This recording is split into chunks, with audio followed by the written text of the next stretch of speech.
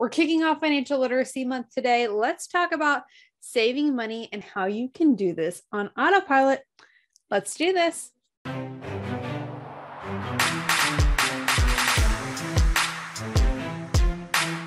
Welcome back to another episode of the Your Money, Your Life podcast. I'm your host, Aimee Cerka. Today, we're going to be talking about saving money and how you can actually do that on autopilot, because I know that the whole pinching pennies, cutting coupons, doing all those things, it's not fun. It's time consuming, and it's not something that I want you to have to be doing. But there are ways that we can save money that's not those things, but it's still smart to do.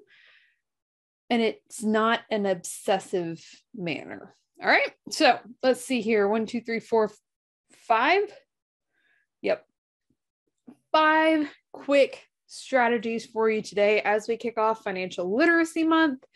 The first thing when we're talking about saving money, do it first. So literally putting money into your savings account, do it when you get paid. You've probably heard this before, right? But are you actually doing it?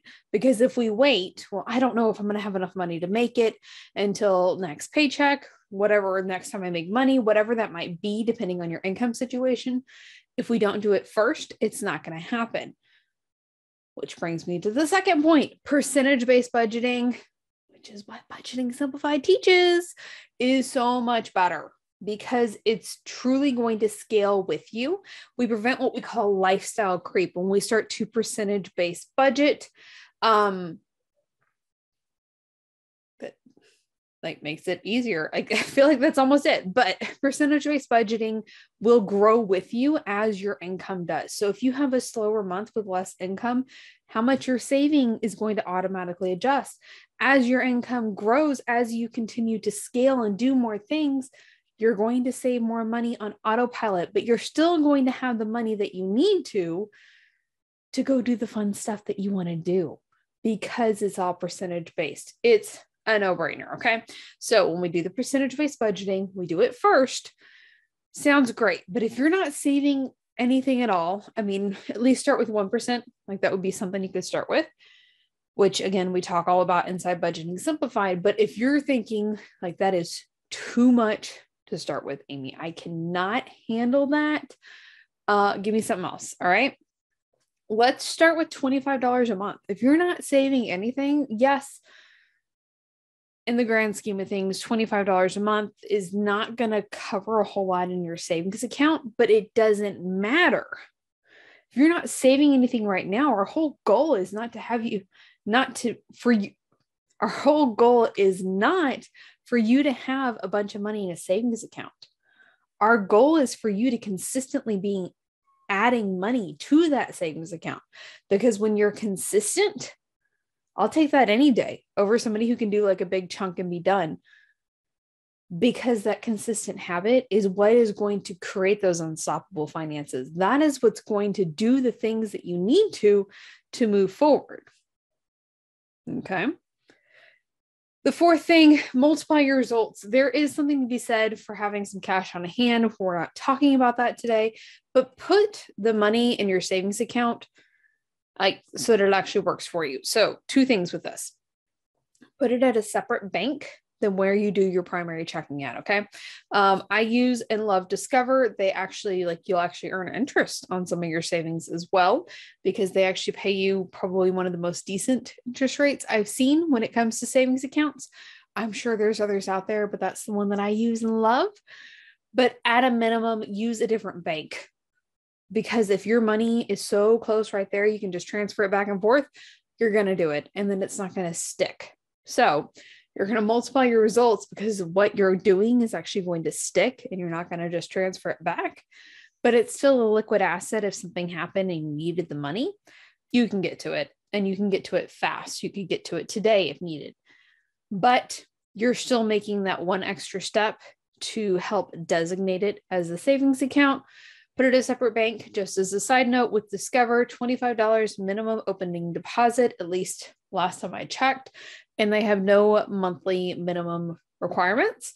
So if you're only adding the $25 in there once a month, that's fine. You're not going to recur any fees. That's something to be mindful of as well. because you're not always going to have a large chunk of money sitting in that savings account. Lastly, let's talk about the 24-hour rule. So what the 24-hour rule is, if you're married, you need to talk with your spouse. But when you set in a dollar amount, let's say $500. Actually, let's go lower because most of us are going to need something lower. $100. So if you have a purchase that you're going to be making that's more than $100, that's not like a bill. It's not a pre-planned purchase. This isn't groceries. It could be like an item at the grocery store, but this isn't pre-planned. It's something that we're seeing like, okay, hey, I need that. We have to wait 24 hours before we make that purchase, unless it is something you've already planned for.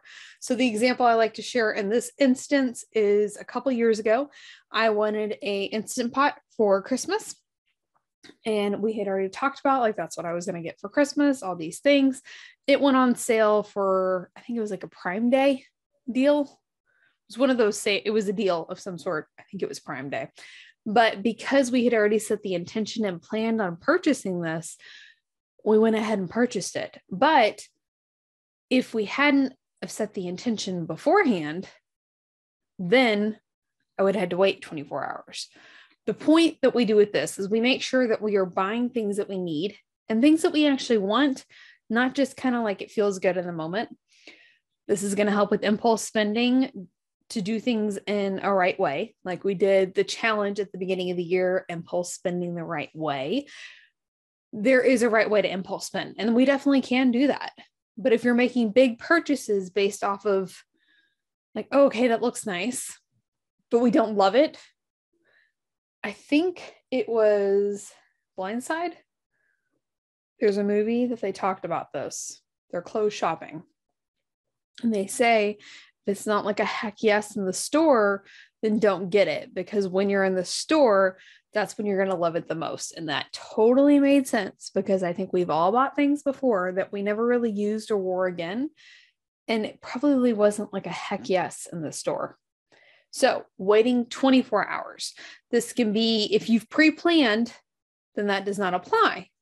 This was like an intentional purchase. But if it's something you were not planning on purchasing, wait the 24 hours. There's not a lot that'll happen in 24 hours that you'll lose it, but it makes us be intentional with our purchases.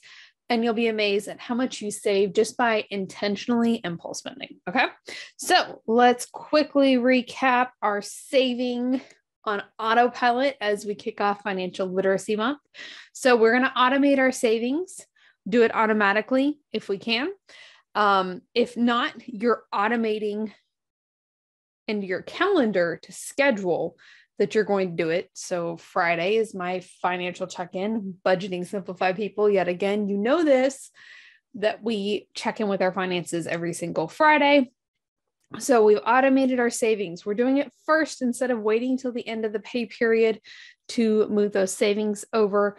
We're going to do a percentage-based savings amount so that it scales with our income.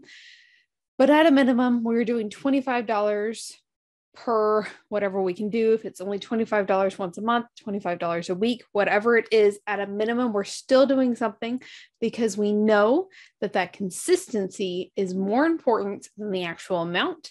Then we're multiplying our results by moving it to a separate bank, something like Discover, where it's one step out of reach and you're actually going to earn a little bit of interest on it as well. And then lastly, we are utilizing that 24-hour rule to make sure that we are buying things that we actually want and impulse spending in a way that feels good for us. So now that you're doing all the amazing things, I want to hear your challenge for today. Send me a message on Instagram. Let me know which part of these strategies, which is a new strategy for you that you're going to start to implement now.